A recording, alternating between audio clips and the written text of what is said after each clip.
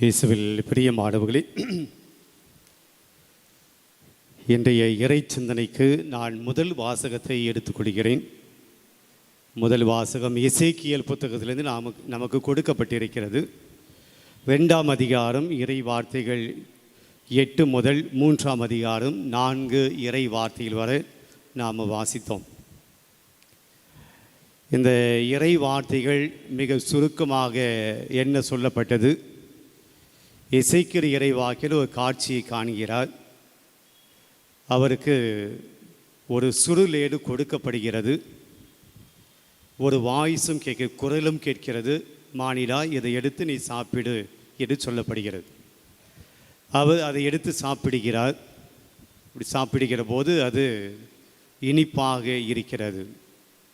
அந்த சுருளேட்டில் எழுதப்பட்டது எல்லாம் புலம்பல், தண்டனை, இது போன்ற காரியங்கள் அந்த சுடுலேட்டில் எழுதப்பட்டிருக்கிறது. அது எடுத்து சாப்பிடுகிற போது அது இனிப்பாக இனிமையாக இருந்தது என்று இன்றைய முதல் வாசகம் அப்படியாக நமக்கு சொல்லப்பட்டது. என்ன பின்னணி என்றால், எசேக்கியேல் இறைவாக்கினர் கடவுளால் அழைக்கப்படுகிறார். எசேக்கியேல் இறைவாக்கினர் பாபிலோனிய நாட்டில் எல்லா இஸ்ராயல் மக்களும் நாடு கடத்தப்பட்டது போல அந்த நாடு கடத்தப்பட்ட மக்களிலே அவரும் ஒருவராக நாடு கடத்தப்பட்டு இங்கே பாபிலோன் நாட்டுக்கு வருகிறார்.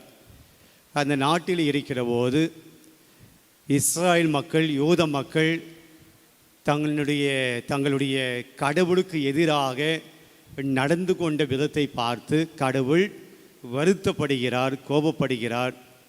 எனவே எசேக்கியேல் இறைவாக்கினரை அழைத்து நற்செய்தியை அறிவிக்க அவர் அழைக்கப்படுகிறார். இதுதான் இந்த கான்டெக்ஸ்ட். இந்த ஒரு சூழ்நிலையில், பின்னணியில் இன்றைய முதல் வாசகத்தில் வரக்கூடிய ஒரு 3 காரியங்களை, 3 வார்த்தைகளை நம்முடைய வாழ்க்கைக்கு பொருத்தி நான் உங்களோடு ஒரு சில காரியங்களை பகிர்ந்து கொள்கிறேன். முதல் காரியம் என்னவென்றால், எசேக்கியேல் இறைவாக்கினரை பார்த்து கடவுள் இப்படியாக சொல்லுகிறார். ஆண்டவர் கூறுவது, நீயோ மானிடா, நான் உனக்கு சொல்வதை கேள்.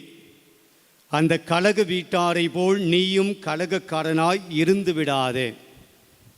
உன்னுடைய மக்கள் எல்லாம் இருக்கிறாங்க, எனக்கு எதிராக கலகம் செய்கிறார்கள், எனக்கு எதிராக அவர்கள் நடந்து கொள்கிறார்கள், பாவம் செய்கிறார்கள். அவர்களோடு தான் நீயும் இருக்கிற, ஆனால் அவர்களைப் போலவே நீயும் மாறாத. அந்த கலக வீட்டாரோடு நீ இருந்தாலும் கூட அவர்களைப் போல நீ செய்யாத. நீ அவர்களை போல் இராமல் எனக்குரியவனை போல் நீ இருக்க வேண்டும். இதுதான் முதல் செய்தியாக நான் பார்க்கிறேன். இந்த இறை வார்த்தையில் முதல் செய்தியாக நாம் எடுத்துக்கொள்வோம். எசேக்கியேல் இறைவாக்கினர் கலக வீட்டாரோடு, கடவுளுக்கு பிடிக்காத மக்களோடு, கடவுளுடைய உடன்படிக்கை மீறிய மக்களோடு வாழ்கிறார், இருக்கிறார். இன்னும் ரொம்ப எளிமையாக சொல்ல போனால், பாவிகளோடு எசேக்கியேல் இறைவாக்கினர் இருக்கிறார். தீயது செய்யக்கூடிய மக்களோடு தான் எசேக்கியேல் இறைவாக்கினர் இருக்கிறார். கடவுளுக்கு பிடிக்காத காரியங்களை செய்யக்கூடிய மக்களோடு தான் எசேக்கியேல் இறைவாக்கினர் இருக்கிறார். அந்த எசேக்கியேல் இறைவாக்கினரை பார்த்து கடவுள் சொல்றார், நீயும் அவங்கள போல நீயும் மாறக்கூடாது. இந்த செய்தி நமக்கு பொருந்தும். நாம் இந்த உலகத்தில் இருக்கக்கூடிய இந்த உலக சூழ்நிலை என்பது ரொம்ப கடவுளுக்கேற்ற விதமான ஒரு சூழல் இந்த உலகத்தில் இருக்கு. நம்மை சுற்றி நடப்பதெல்லாம் நல்லவை மட்டுமே நடக்கின்றன. நம்மை சுற்றி இருக்கக்கூடியவர்கள் எல்லோருமே நல்லவர்களாக இருக்கிறார்கள், புனிதர்களாக இருக்கிறார்கள். பாவம் செய்யக்கூடிய சூழல் எதுவுமே நமக்கு கிடையாது. தீமை செய்யக்கூடிய சூழல் எதுவுமே கிடையாது. நல்ல வாழ்க்கை வாழக்கூடிய ஒரு சூழல் இருக்கிறது. நல்ல நிலத்தில் விழுந்த விதைகளை போல நாம் இருக்கிறோம் அப்படின்னு சொல்ல முடியாது. இன்றைக்கி நாம் இருக்கக்கூடிய உலகத்தில் நம்ம சுற்றி எல்லாமே நம்மை பாவத்தில் இழுக்கக்கூடிய ஒரு சூழல் தான் இருக்கிறது. அது நம்மோடு வாழ்கின்ற சமூக சூழல், மக்கள், அல்லது இந்த சமூகம் கொடுக்கக்கூடிய மதிப்பீடுகள், இந்த மாஸ் மீடியா கொடுக்கக்கூடிய சிந்தனைகள், காட்சிகள், காணொளிகள் எல்லாமே கடவுளிடம் இருந்து நம்மை பிரித்து இந்த உலகத்தினுடைய காரியங்கள் நம்ம இழுக்கக்கூடிய ஒரு சூழல் நாம் இருக்கிறோம். அப்போ கடவுள் எசேக்கியேல் இறைவாக்கி சொன்னது போல இன்னைக்கு நமக்கும் சொல்கிறாரு, நீ பாவிகள் மத்தியிலே தான் இருக்கிற, பாவம் செய்யக்கூடிய சூழலில் தான் நீ வாழ்ந்து கொண்டு இருக்கிறாய். நீ தனியாக வேறொரு உலகத்தில் இல்லை. மோட்சத்தில் இருக்கக்கூடிய வான தூதர்களைப் போல, புனிதர்களைப் போல, எப்போதும் தூயவர் தூயவர் தூயவர் பரிசுத்தர் பரிசுத்தர் சொல்லக்கூடிய அப்பேற்பட்ட ஒளி ஒலிக்கக்கூடிய இடத்துல நீ இல்லை. இந்த உலகத்துடைய பாவ சூழ்நிலைகள் தான் இருக்கிற. ஆனாலும் அவர்களை போல் நீயும் வராது இல்லையா வார்த்தை, அவர்களை போல நீயும் ஆயிராத. நீ டிஃப்ரெண்ட், நீ தனிப்பட்ட மனிதன், நீ எனக்குரியவன், நீ வேற லெவல், நீ அவங்கள போல இல்லை, நீ ஒரு மாதிரி, நீ ஒரு முன் மாதிரி. அதனால்தான் புதிய ஏற்பாட்டில் இயேசு அடிக்கடி சொல்வார், நீ உப்பாக இருக்க வேண்டும், நீ உப்பை போல இருக்க வேண்டும், சாரமுள்ளவனாக இருக்க வேண்டும், நீ மலை மீது ஏற்றப்படுகிற ஒளியாக இருக்க வேண்டும், விளக்கு தண்டாக இருக்க வேண்டும். You are different. நீ மற்றவங்கள போல கிடையாது. நீ இயேசு சாமியை கும்பிட்ற நீயும் இயேசுனுடைய மதிப்பீடுகளை தெரியாத இன்னொருத்தரும் ஒன்றா வாழ முடியாது. You or something different. நீ ஆண்டவரை உட்கொள்ளக்கூடியவன், இறை வார்த்தைகளை கேட்கக்கூடியவன், ஆண்டவர் தரக்கூடிய அருள் சாதனைகளை பெற்றிருக்கக்கூடியவன், வழிபாடுகளை பங்கெடுக்கக்கூடியவன், நீ ஜபங்களை சொல்லக்கூடியவன், நீ இறை மக்களோடு வாழக்கூடியவன். அப்படி இருக்கிற போது இந்த சமூகத்தில் இருக்கக்கூடிய மற்ற மனிதர்களுக்கும் உனக்கும் வித்தியாசம் இருக்க வேண்டும்.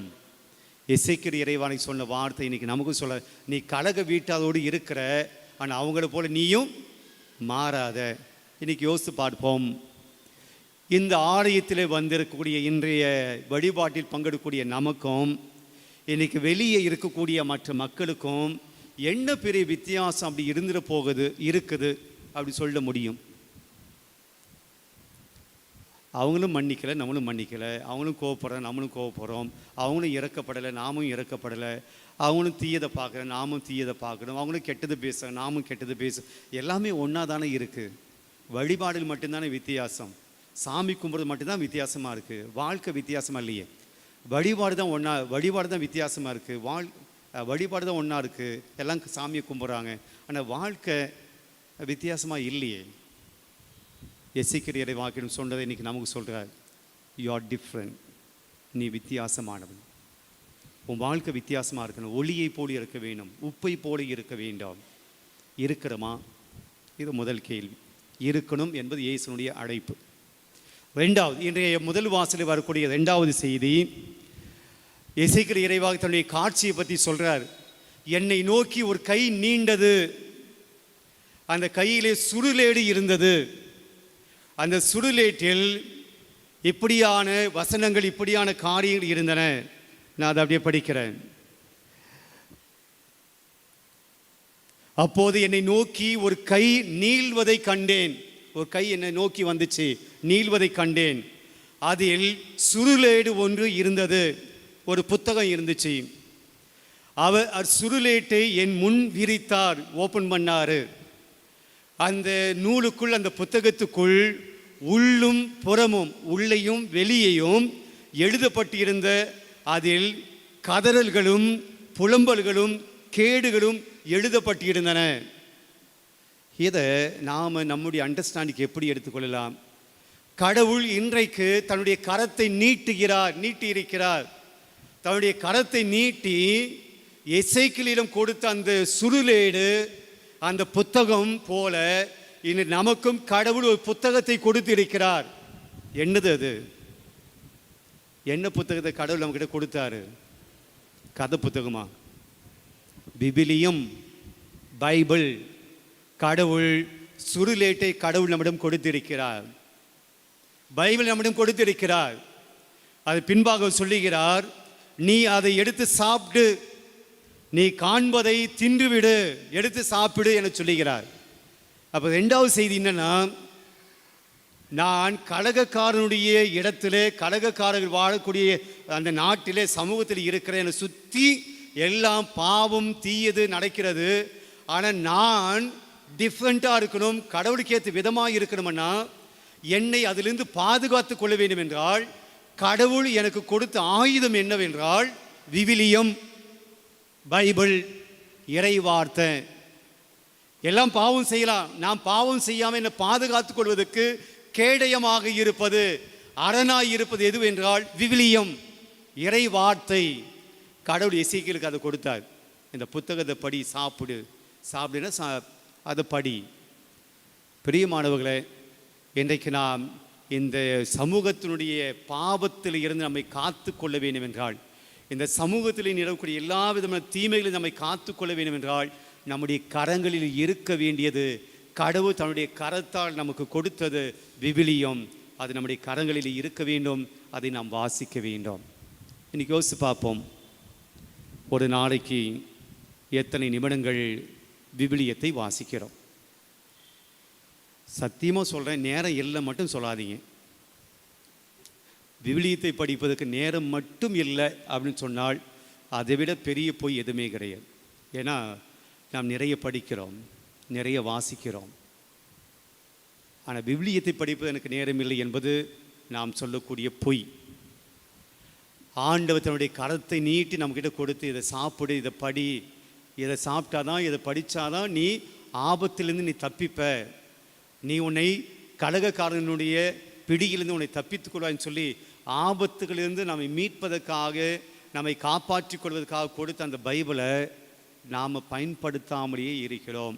அதனால் பாவங்கள் நம்முடைய வாழ்க்கையில் வந்து சேர்ந்து கொண்டே இருக்கின்றன. அப்போ 2வது சிந்தனை, விவிலியம் கடவுள் கொடுத்தது, அதை நாம் படிக்க வேண்டும் என்று கடவுள் கொடுத்தது. அதை நாம் சாப்பிட வேண்டும் என்று எசேக்கியேல் சொன்னது போல நாம் படிக்க வேண்டும் என்று கடவுள் அதை நம்மிடம் கொடுத்திருக்கிறார். ஆனால் நாம் அதை படிக்காமல் இருக்கிறோம். இன்றைக்கு அதை நாம் சீரியஸாக எடுத்துக்கொள்ள வேண்டும். அது நம்முடைய வாழ்க்கைக்கு பாதுகாப்பை கொடுக்கக்கூடிய கேடயம்.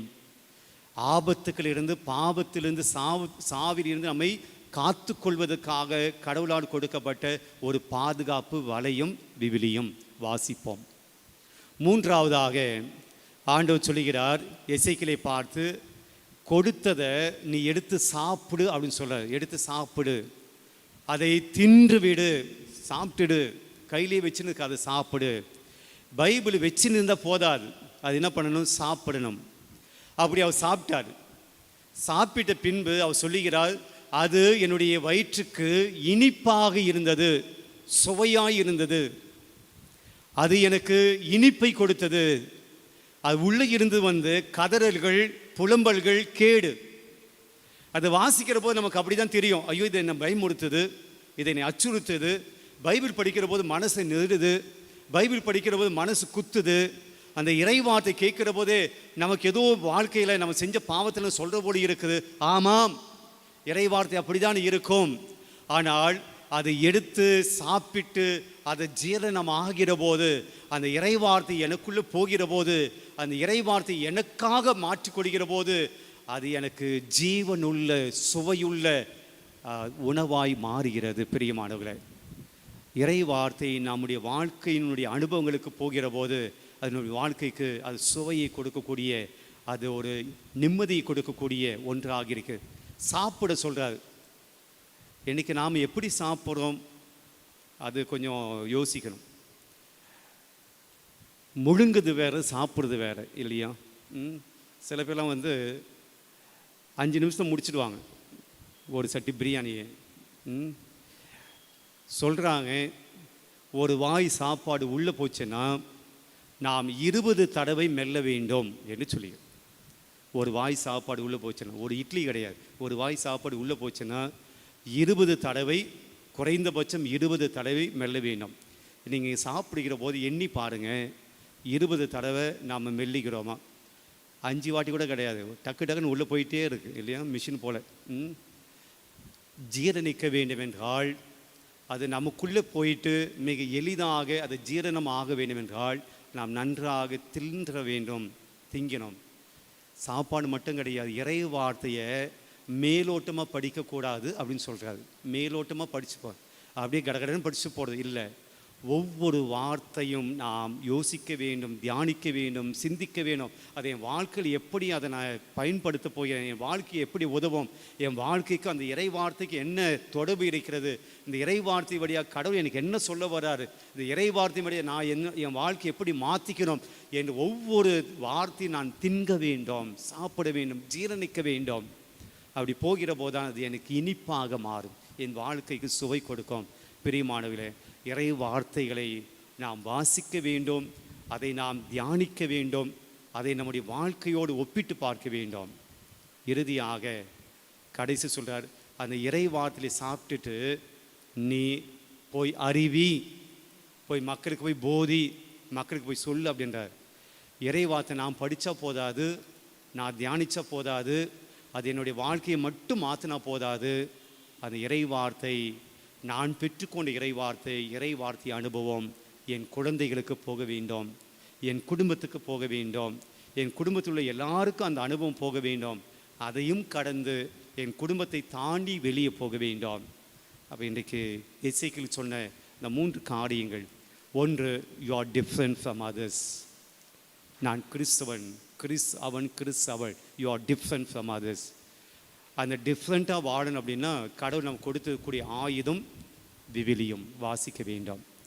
அந்த விவிலியத்தை வாசித்தா மட்டும் போதாது, நாம் அடுத்தவருக்கும் அந்த அனுபவத்தை அறிவிக்க வேண்டும்.